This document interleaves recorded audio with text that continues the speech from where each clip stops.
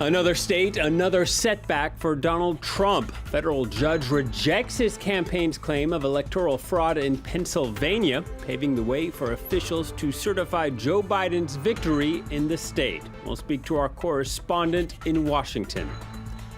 Protesters in Guatemala set fire to Congress. Anger mounts over corruption and a controversial budget, with calls growing louder for officials to resign from all branches of government. And rallies against a bill lawmakers are debating here in France. Legislation would criminalize the sharing of police pictures online. Critics say it would create a culture of impunity and infringe on press freedom. Donald Trump and his team have refused to accept the results of the U.S. presidential election and are refusing to accept individual state and judicial rulings. Lawyers for the president are seeking expedited appeal after a federal judge in Pennsylvania ruled against the campaign's efforts. The decision paves way for the state to certify Democrat Joe Biden's victory there, which is scheduled to take place on Monday. For more, let's speak to David Smith, the Guardian's Washington bureau chief. David, not only is this a major blow to Donald Trump, but the judge's scathing judgment of the legal strategy was really quite humiliating.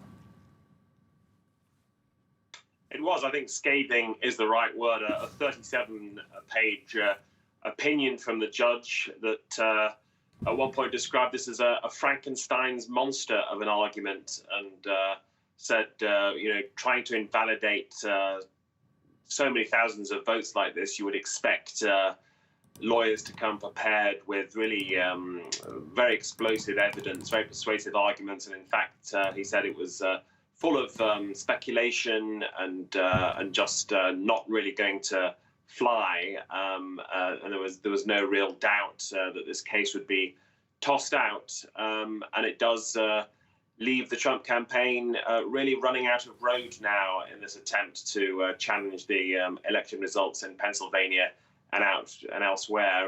The response was actually somewhat contradictory. Even as I speak to you, it's midnight in the US, but Donald Trump is tweeting in the last few minutes, and one of his earlier tweets promised to appeal this decision. But actually, Trump's own legal team, including Rudy Giuliani, is trying to spin this defeat into a victory, noting that the judge was appointed by Barack Obama, and saying that this now gives them a chance to take this case to a higher court, and depending on the result there, to potentially take it all the way to the Supreme Court, the highest court in the land, which is what Trump has always been talking about.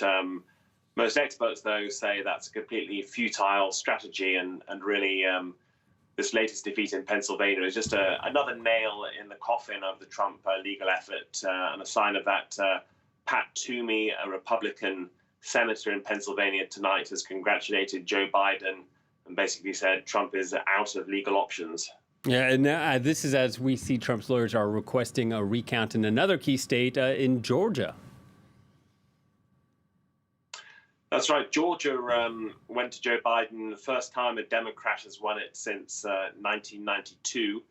And it certainly was very close. Out of millions of votes cast, the margin was only about 12,000. So the Trump campaign thought it was well worth challenging that. But on Friday, they had more bad news after a recount. Georgia's Secretary of State, who's a Republican, said he would certify the results with Joe Biden winning. The governor, another Republican and Trump loyalist, confirmed that.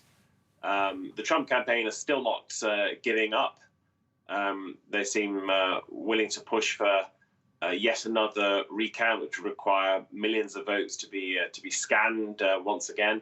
Their argument is that signatures on postal votes were not properly checked.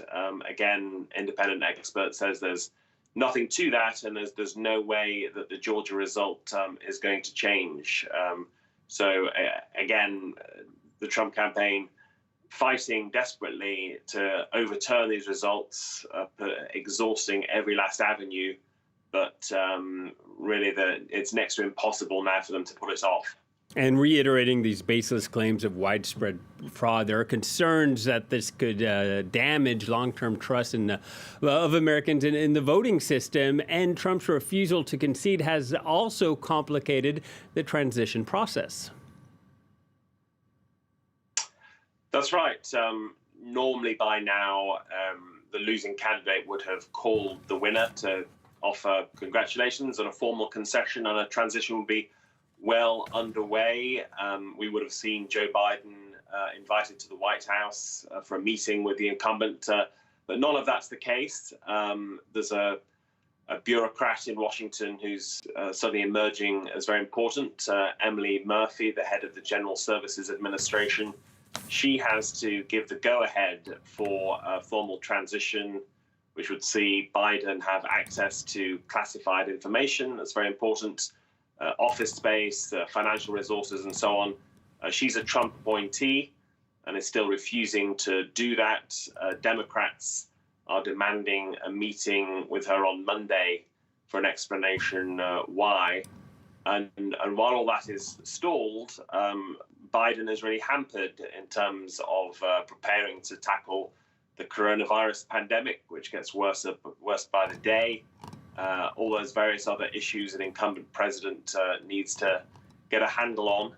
And just to give one example, many commentators here have noted that the last time we had a disputed election in the year 2000, which was much closer and there's much more reason for a delay, George W. Bush did not get access to classified reports on national security as early as one would have liked.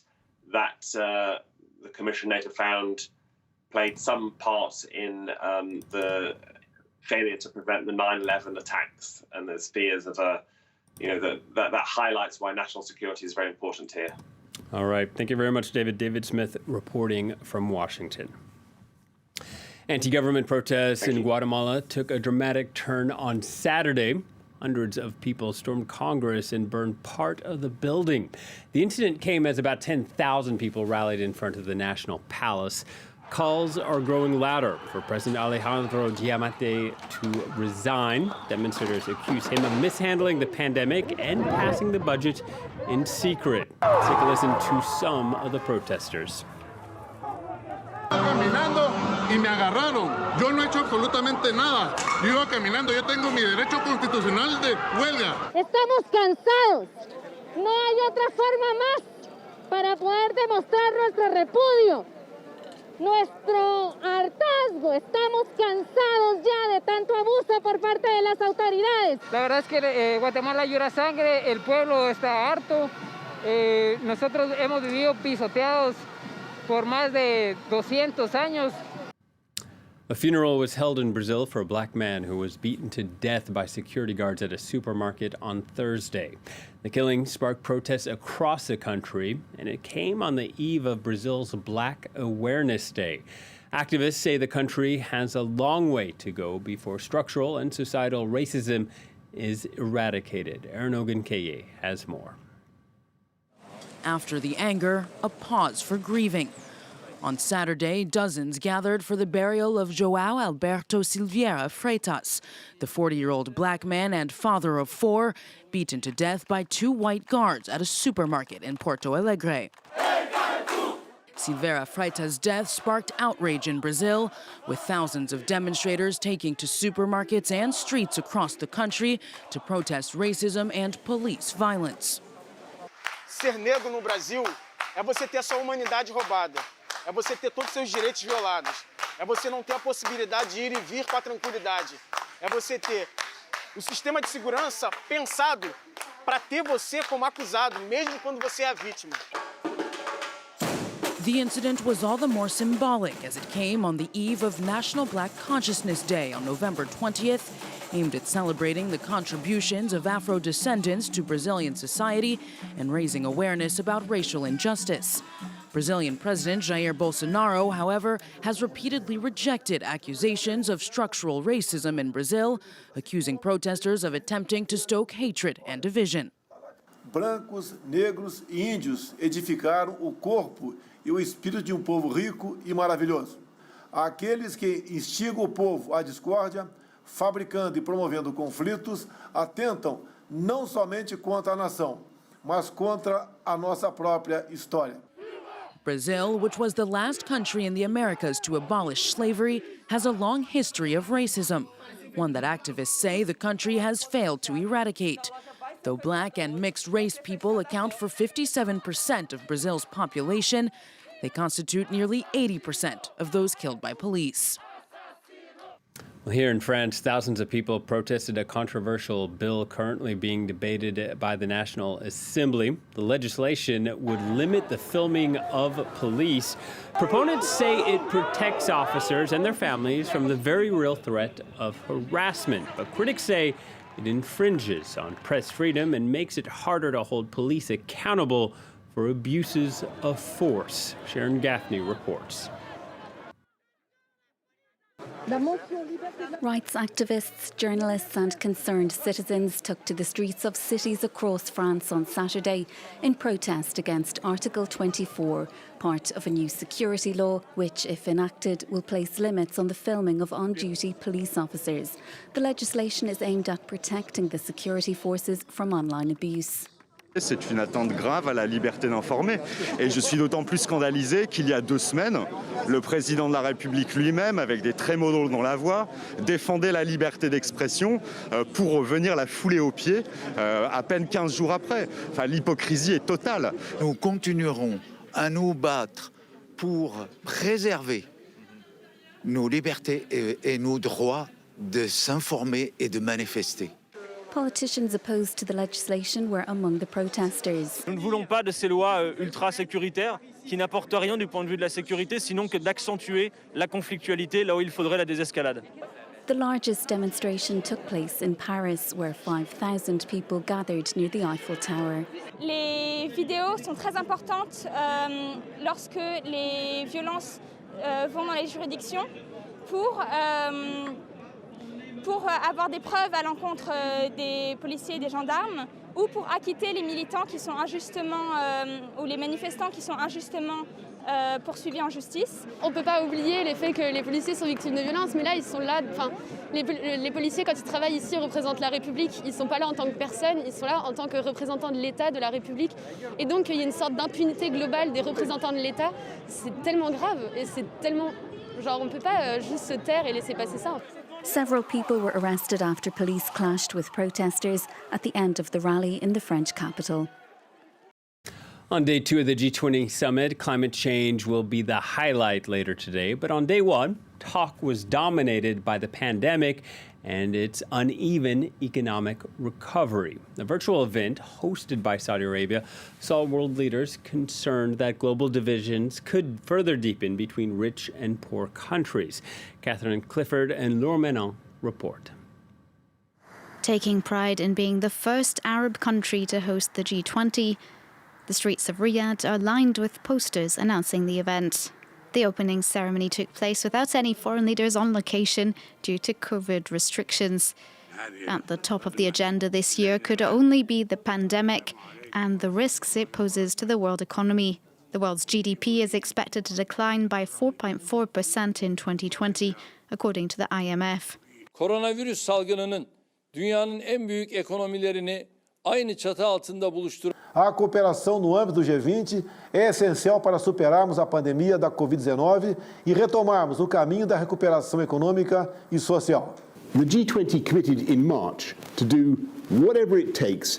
Several leaders called on G20 countries to provide major financial assistance to fill the $4.5 billion gap in the World Health Organization's funds, to allow in particular for the distribution of vaccines. Another subject on the table, climate change and its consequences.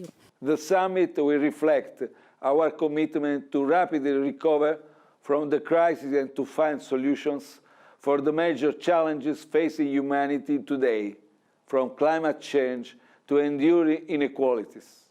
And the biggest economies of the planet should live up to the challenge of defeating the virus and build a greener, fairer, and more inclusive future.